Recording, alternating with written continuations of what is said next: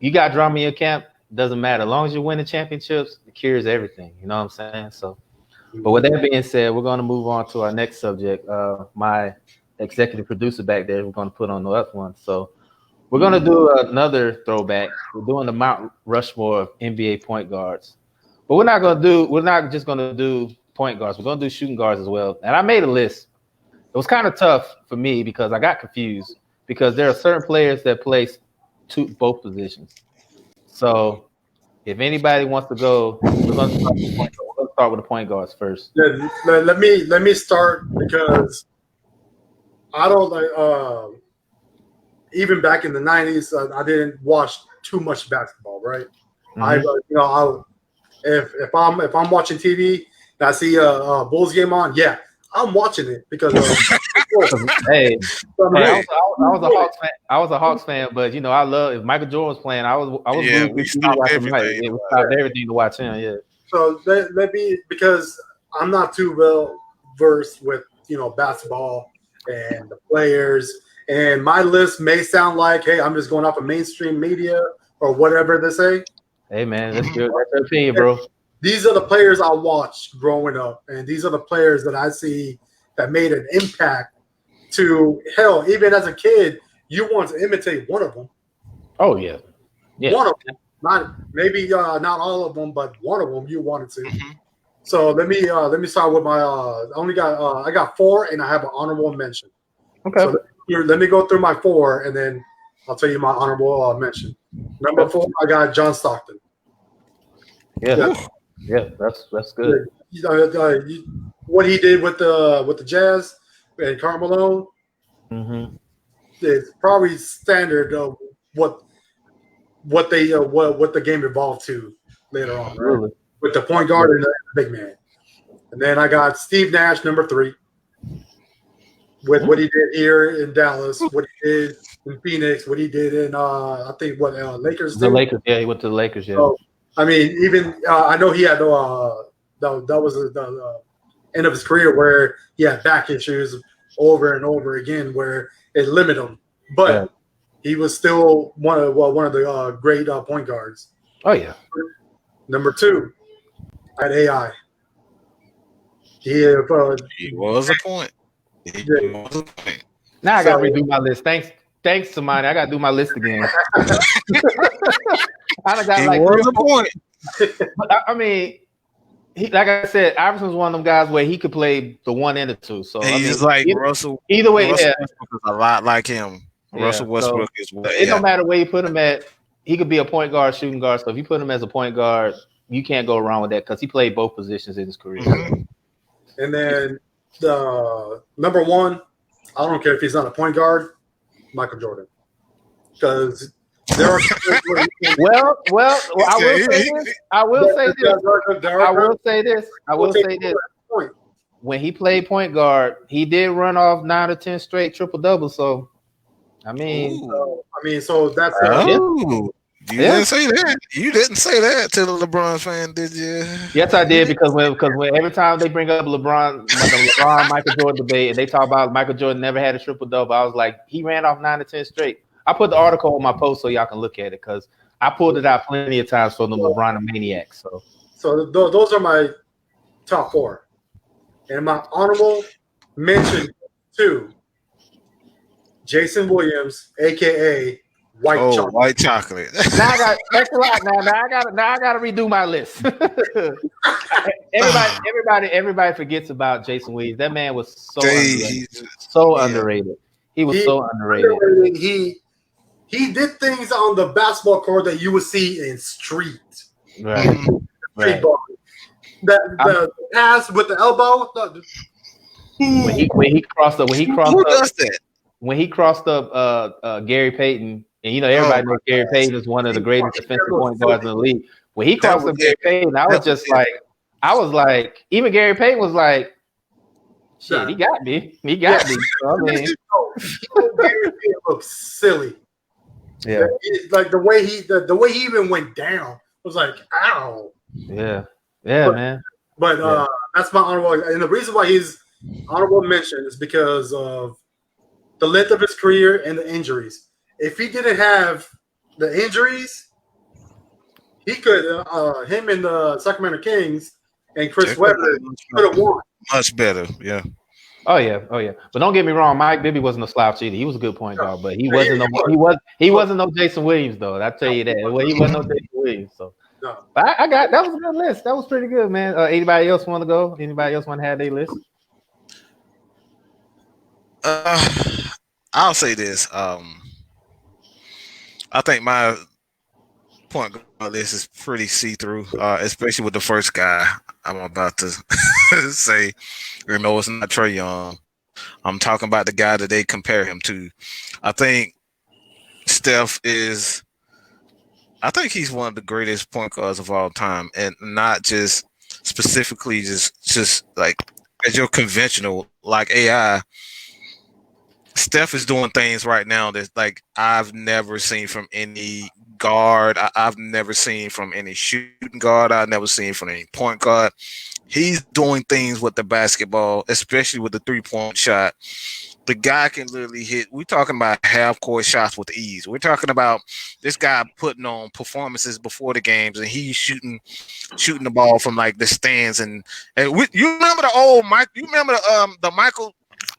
The Magic, not Magic, but Larry Bird, Michael Jordan commercial when they was like off the scoreboard, bounce off the, like this is what Steph doing right now. Like this dude is shooting crap like this dude did not just hit it. All right, we're talking about he's doing it with ease, and not only that, Steph Curry has. I've never seen any player in this league that has the stamina this guy never gets fucking tired. He never ever the guy never say that. It was evident this year when he went down with that broken fractured rib. Where did the offense go? Where did Draymond Green go? Mm-hmm. Ooh. Well, don't even bring up Draymond Green because the last time I said something, Brian is listening right now. Brian is listening right now. The last time we brought Draymond Green, we had a full-out war in our group. Ooh, boy. I'm sorry. I'm sorry. I mean, it's the truth. It's the truth. Oh, it is absolutely. It was just one guy that thought that it wasn't. So yeah. Awesome. We're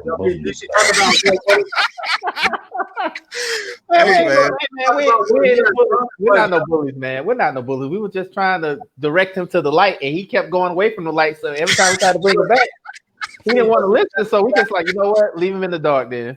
But go ahead, bro. And that person, what he needs to realize is Draymond Green did all of that, being the second team, first team defense or whatever, or anything, any type of war. He did that with Steph Curry on his team playing like he has. Mm-hmm.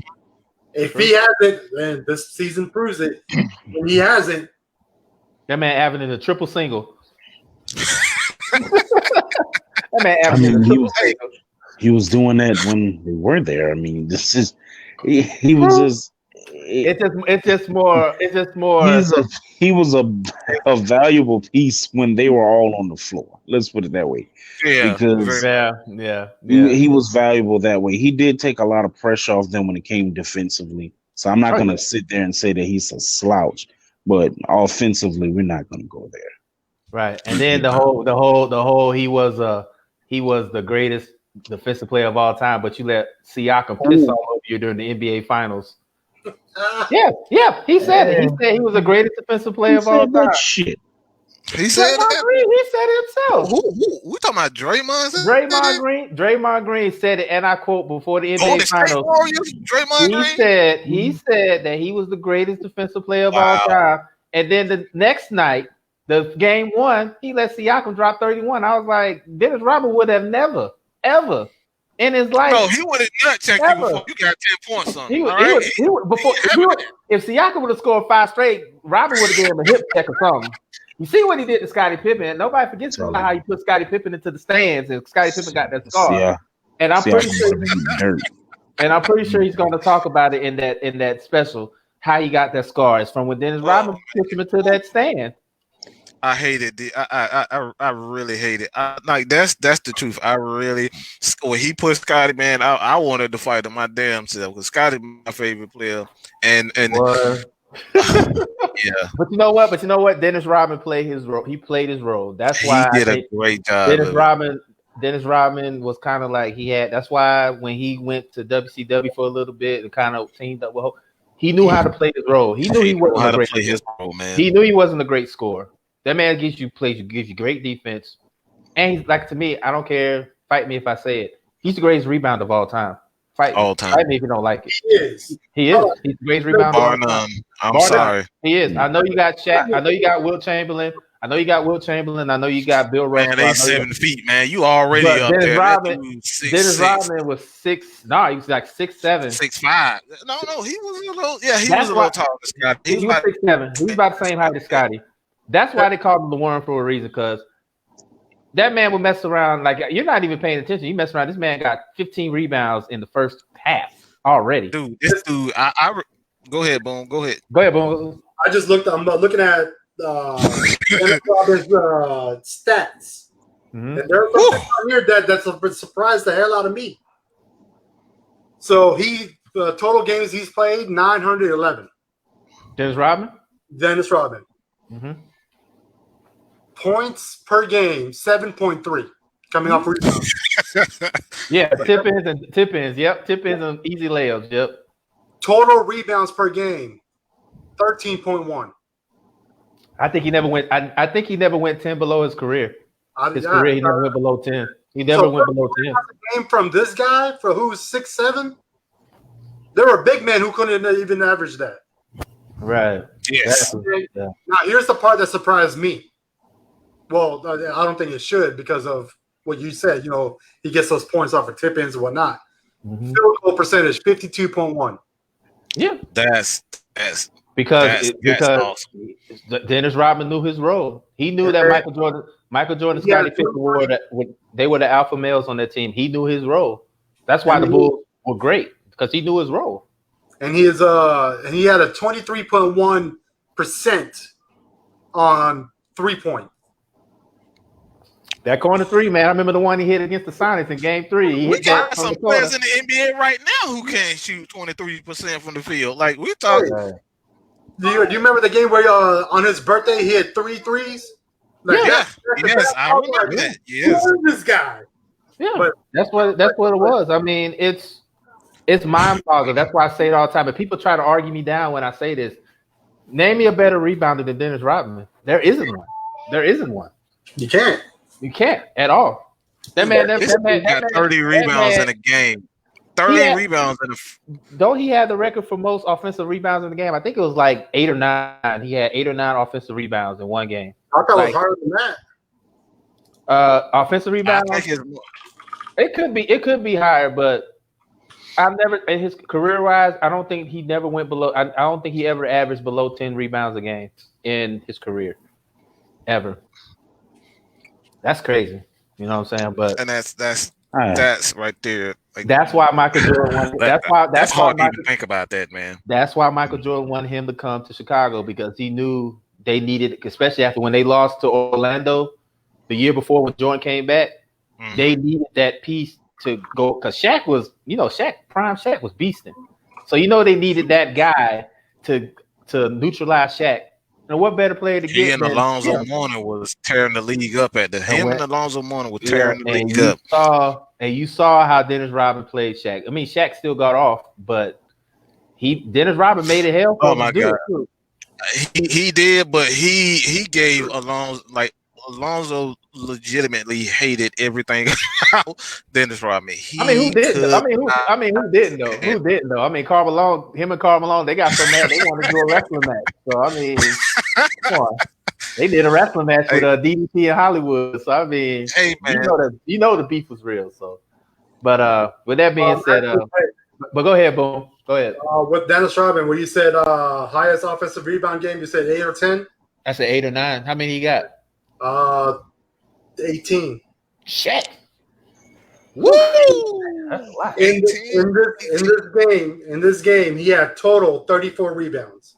Damn. Wow. And he did that when he was with the Detroit Pistons in '92 against the Pacers. Wow. 18 offensive rebounds. Damn.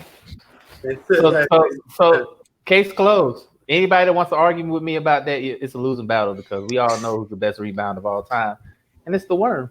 It is. So, but I agree. He's a great player, but I'm more. I want Mike to finish his Mount Rushmore because he started go ahead, with Steph Curry. Oh, Go ahead. else We didn't have to. We already kind of went off. So go ahead. yeah, but it goes Steph Curry. I think is the second one for me. I think we all can agree with this is John Stockton. John Stockton is like I don't think he gets the credit that he deserves. John Stockton, the third one, and honestly, John Stockton and I have to say Jason Kidd. So Steph Curry, John Stockton, Jason Kidd. Like Jason Kidd could do some things like some magical. We're talking about, Magic Johnson with his passing. Jason Kidd was he was the fast break offense before it was actually popular. You know what I'm saying? In the mainstream popular. I know Pistol Pete. A lot of people saying Pistol Pete. Pistol Pete was before my time. I really didn't get to see him, but I think the fourth one for me is obviously Steve Nash. And honestly, I think that's truly it. I wouldn't necessarily put Scottie Pippen as a point, even though that he, kind of revolutionized the game. But the fourth one for me is gotta go. I don't know how to even say this. There's so many good point guards to choose from. So it's like, all right, do I want to do this? I'm going to say this, man. I'm going to give that that spot to Magic Johnson because people forget what Magic Johnson did to the game. Like he was the guy that made that Showtime go. He was Showtime. He created that team based on his abilities. Every one of those guys was an asset to Magic's game. James Worthy, we're talking about Lou Alcindor, aka Kareem Abdul-Jabbar. Like we talking about these guys who were an asset to his game. So Magic has to be in that top 5 as a point guard, man, for me. That's true. That's cool. So Phil, you want me to go or you want to go? I can go. I'm gonna go with Allen Iverson. Jason Kidd. Steve Nash. Okay. John Stockton. Okay. And Isaiah Thomas. Ooh. And if I had to give a honorable mention, even though his career is not over yet, it's really 2. You can either go Steph Curry or Chris Paul. Chris Paul's good. I think when you look at point guards, Chris Paul is not talked about. He's talked about. He's not talked about a lot. Longevity. He's very like he was the essential thing to being a point guard. Around 2000, around about 2006 coming up. Around that era, that time, just that guy, pure point guard. So I can't leave Chris Paul out of there. I think when his career is said and done, he'll be one of the greatest point guards to ever play the game. But I never thought my list would be more similar to y'all's. I didn't think. I thought we all would have had something a little bit different, but it seemed like everybody got Steve Nash and Jason Kidd in there somewhere. You got it, man. You got it, man. You got it. So, but I'll jump on there real quick. I pretty much got the same people you got, but I do have a wild card in there. I got a bunch of lines, so I had to cross out some folks. But my number one on my Mount Rushmore, I got number one. I gotta go with Magic. Magic, a 6'9" point guard, passing like that, scoring like that, and then he turned around and played center in Game 6 of the finals. My dad talks about it all the time because in his eyes, he thinks Magic Johnson is the greatest of all time, and I don't argue with that because my dad loved Magic Johnson. So number 2, I gotta go with Isaiah, man. I gotta go with Isaiah, man. Whoa, 2 Isaiah. I gotta go with Isaiah. I gotta go with Isaiah, man. I mean, people talk about how they talk about these great, but people kind of sleep on Zeke and how good he was, especially with them runs where they were winning championships. Him and Joe Dumars was probably one of the most solid backcourts in basketball, and everybody forgets that Zeke could put up 30 if he has to, if he had to. You know what I'm saying? So, and number 3, you got to go with John Stockton. I mean, the all-time assist leader. You got to put him on your Mount Rushmore. Right.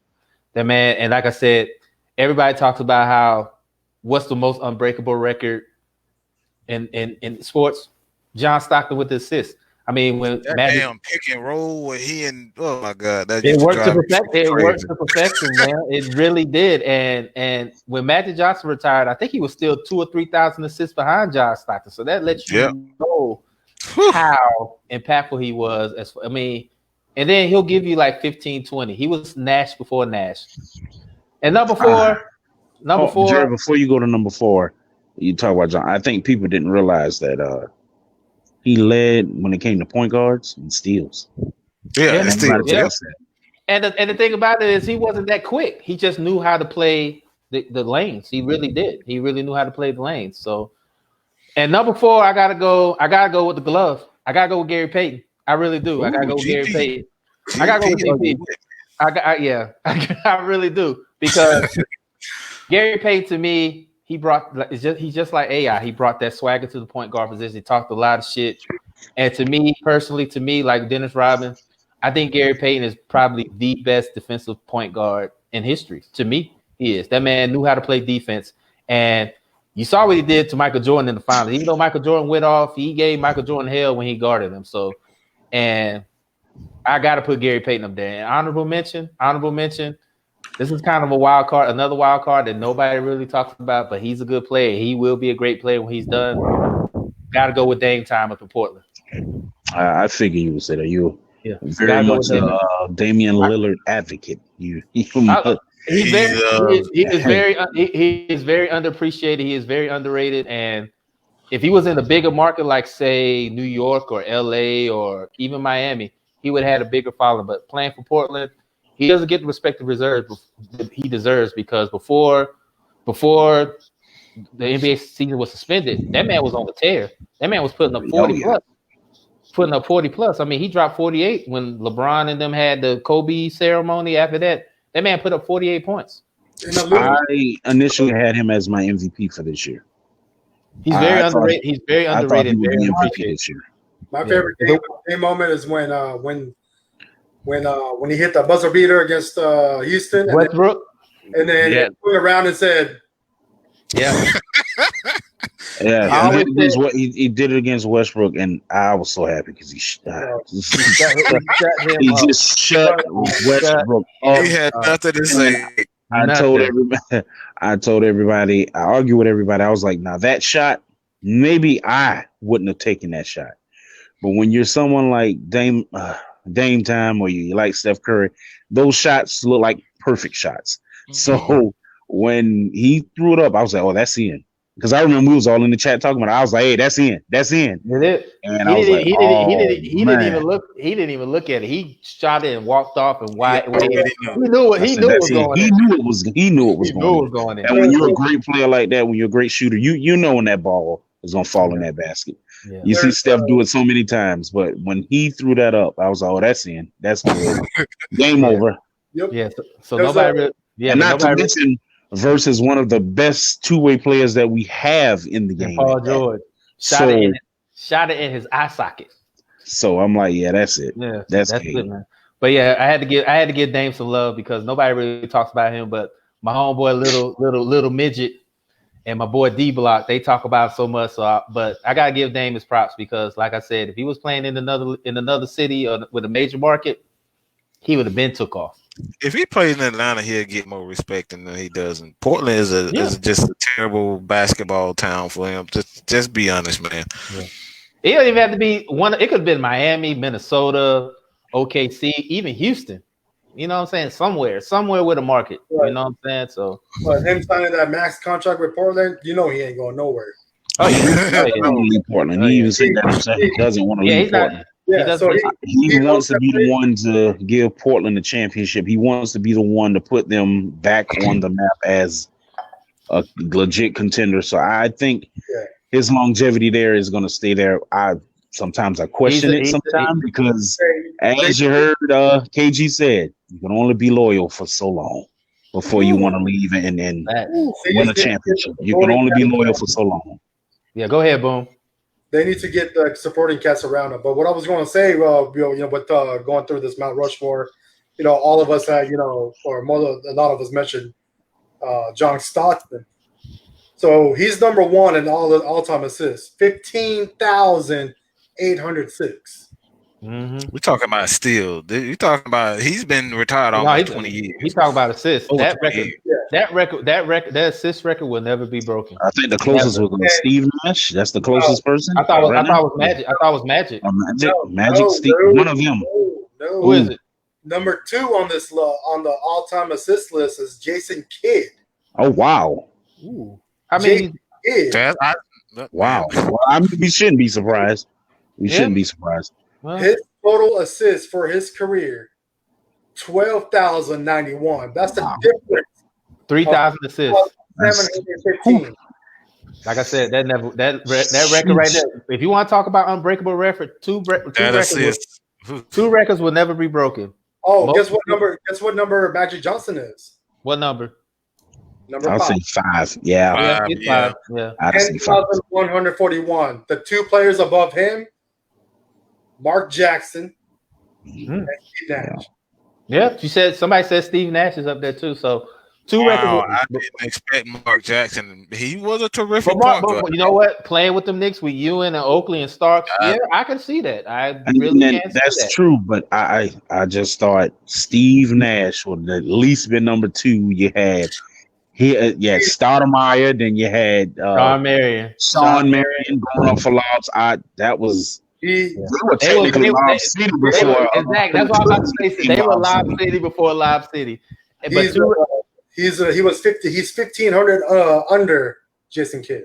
Wow. So 2 records will never be broken before we move on. 2 records will never be broken in my eyes. Most assists in the career and most assists in the game. You know who has the most assists in the game? Scott Skiles had 30. I don't think that record will never be broken.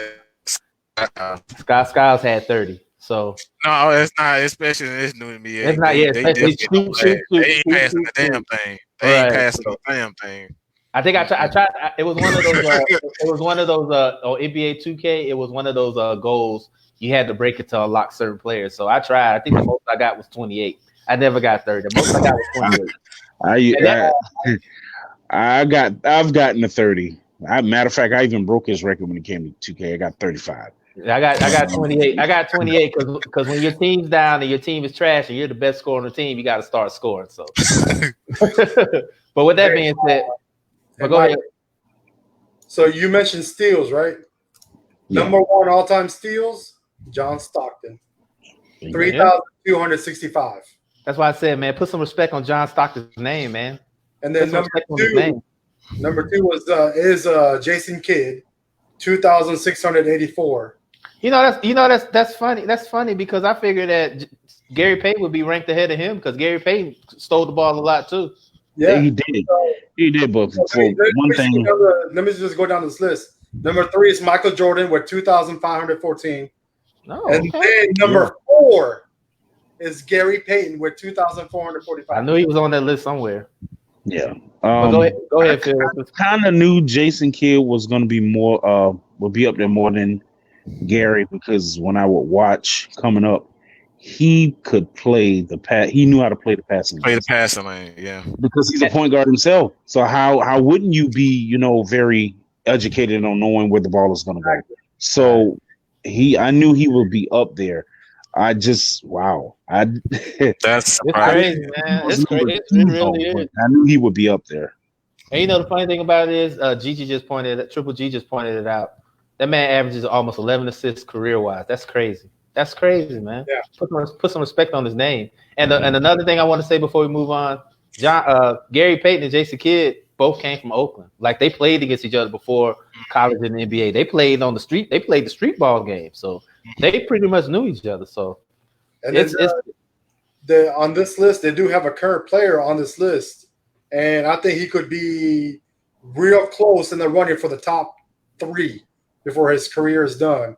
Named by LeBron James. He has 2011 steals. You know, I played 20 damn years. Of course he'll be on there. It's not surprising. I mean, Oh man, he should be. He should be. Yeah. Well, with that being said, we're about to move on to our very last subject before we get out of here. We're gonna do another Mount Rushmore, but now we're gonna shift it over to the shooting guard. But I think this is going to be a little. I think this is going to be a little bit easier because I think all of us have pretty much the same people on this list. Probably a different order, but I'm pretty sure I have an inkling that the number one guy will be on all our lists. There will be a unanimous number one on the Mount Rushmore. So whoever wants to go first, I'm gonna let y'all handle it. Whoever wants to boom, if you want to go first, whatever you can go. My list is staying the same because, like I mentioned before, I was never a big basketball fan like I am with football. Yeah. So my list is going to be the same. And again, you can call it, that's mainstream players that you putting on there. I don't give a fuck. Do what you got to do, man. Hey, like I said, some players play. Some people, didn't were just joining. I'm just going to go through my list. I don't care if they're shooting guards or point guards. This is my list. Number 4, John Stockton. Number 3, Steve Nash. Number 2, AI. Number 1, Michael Jordan. And then an honorable mention, Jason Williams, a.k.a. White Chocolate. Okay. All right. Phil, you want to jump in on there and go? When it comes to shooting guards, that's you had a I think it's pretty clear cut. I think it's pretty clear cut though. To me, I'm gonna go with Ray Allen, one of the best shooting guards that we had. Very, very efficient. Yep. Reggie Miller, man, yeah. Kobe Bryant. Now this is I'm just naming them. Now this is not in order. Yeah. Dwayne Wade had pretty much the same list. Honestly, to me, I mean, if